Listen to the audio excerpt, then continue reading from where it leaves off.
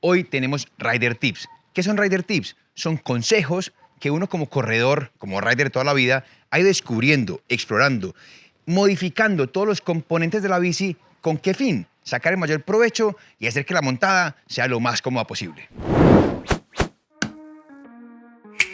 El consejo no es solo usar guardabarros. La caída de agua cambia por completo a la cara, a los ojos o a las gafas. Miren, la punta de este alcanza a bajar un poquitico. Favorece a que cuando el agua sale, pues no salga tan para arriba y caiga la cara. Pero hay veces cuando hay mucho barro, claro, esto afecta a que el barro pase. Uno viene acá, lo corta, lo pule y miren la diferencia. Este tiene la caidita, este se ha cortado y ya queda mucho más libre. Estos guardabarros vienen hechos y diseñados para que vayan adelante, como se pueden dar cuenta.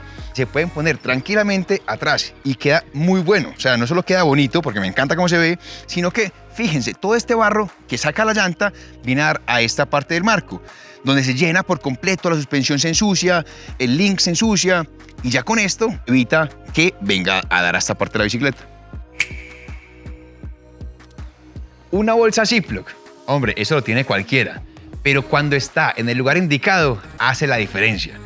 Ustedes se van para la carrera o para la montada, donde estén, y ahí se van a conservar siempre secos. Entonces llega uno a la salida, a la partida, ustedes al final cogen, sacan la bolsita, sacan sus goggles, y el que esté al lado le da una envidia, porque claro, el otro tiene las gafas mojadas, emparamadas, y ustedes secas. Obviamente, busquen un sitio escampado, cosa que no les caiga agua adentro ni afuera, y ya quedan ustedes con goggles frescas, nuevas y perfectamente secas para la bajada.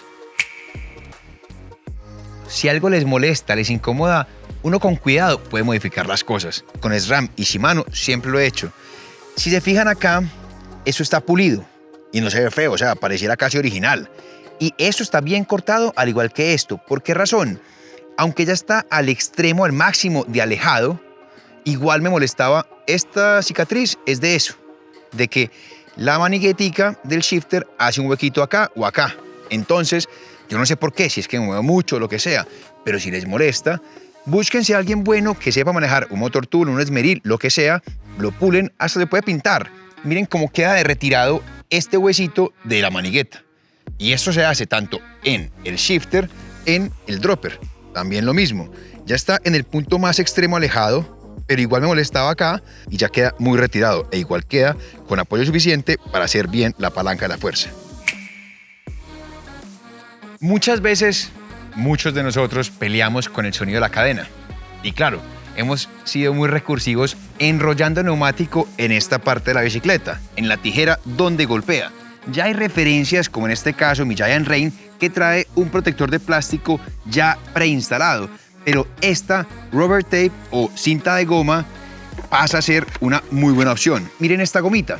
Esta goma es adhesiva y le pueden pegar un par de capas, 2 capas, lo que quieran, con generosidad.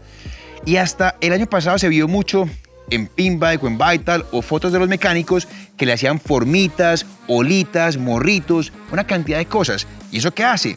Que evita que el golpe de la cadena sea en seco, amortigua y el ruido cambia una cantidad. Y es económico, es bueno y es más estético.